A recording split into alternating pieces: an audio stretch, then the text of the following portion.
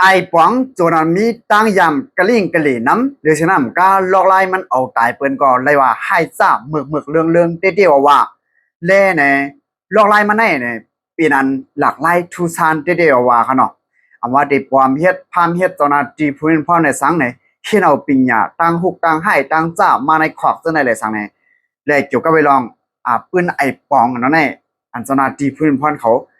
ยอบไหลมือว่าอันเอาไตเศร้าและชาสองก็ในร่างเศร้าคือไทยสามก็ปอไม่ลูกตามมดมันก็เหลียวแลเอาตายกว่าหาก็ในขนาด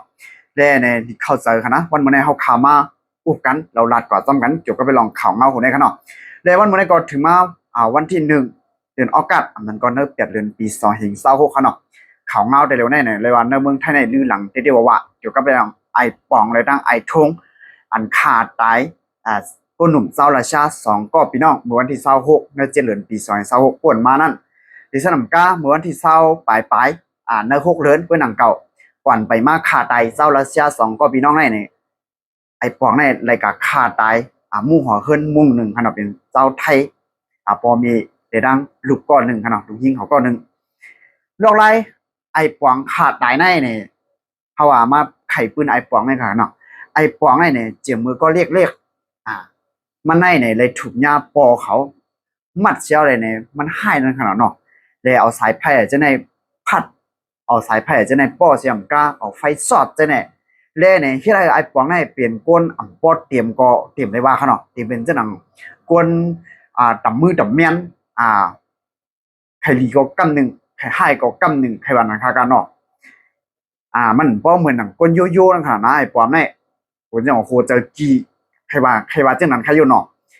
เพราะว่าลัดปัดลัดให้ป่องจะได้ก็ให้มันเปลี่ยนก้นเหมือนหนังโยโย่ได้ก็มันเปลี่ยนอะไอ้ป่องไอ้ใครลีก็กำใครให้ก็กำเจ้านั้นก็เล่ในไว้มันเยอะมากมันก็เคียตั้งผิดว่าตีกันจันเปิ้นในสังปอย่อกับลักเปิ้นกับโจนเปิ้นในสังไหนตบขอก3 ปอก 3กำเย้าออกมาปอกในก็ออกมายังไปมี2 เรือนกว่าเชียมตายอันเป็นเจ้าไทย3 ก็ปอไม่ลูกมันค่ะเนาะเชียมก้าโคขวางเขาจะนั่นมันเอาค่ะนะมันพานเฮ็ดความเฮ็ดนุ่งโคตรกำหนดนุ่งโคเจ้าหน้าที่พุ่นพ่อนเขาเชื่ออะไรเนี่ยกะเอาตายเปิ้นกั้นลูกยิงชาวเปิ้นเนี่ยเอาตายเปิ้นเละพังทีเดียวกันหมดในเหลือนที่6ป่วนมาในขนาดเดือนสิงหาคมในวันที่26ในเจ็ดเหลือนปี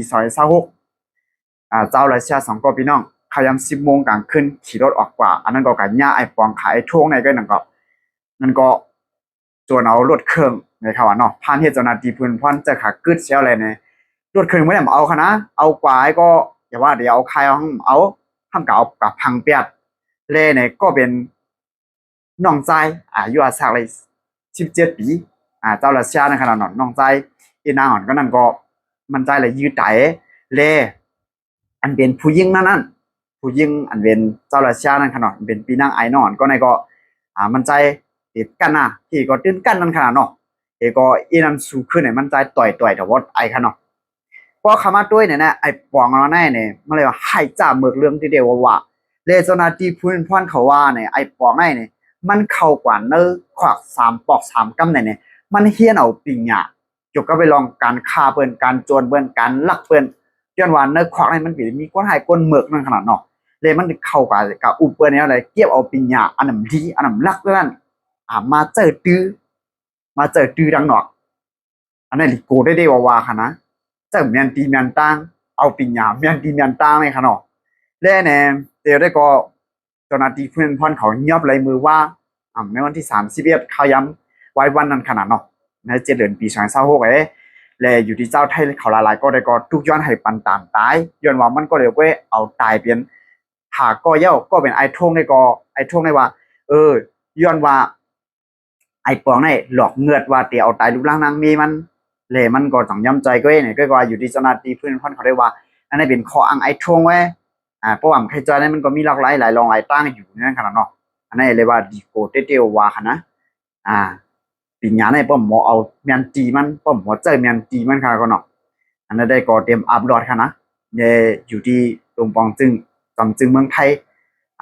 ก็ยังออกมาลาดค่ะเนาะว่าให้กันตามให้ถึงตีนั่นขนาดนะแต่เกี่ยวกับไปลองข่าวเงาคนได้ก็เลยว่า ให้จ้าเมือกเรื่องเดียวว่าค่ะเนาะไอ้ปวงไงค่ะนะเดี๋ยวพี่น้องได้ก็ได้แชร์ความมีด้าหันถึงเจนในก็ปันไว้ด้าหันถึงสู่เจ้าไว้ตั้งแต่วิดีโอคนอะไรค่ะเนาะมือสูงตั้งหมดตั้งเสียงค่ะเก็บสืบปืนเพขาวหยอดอิน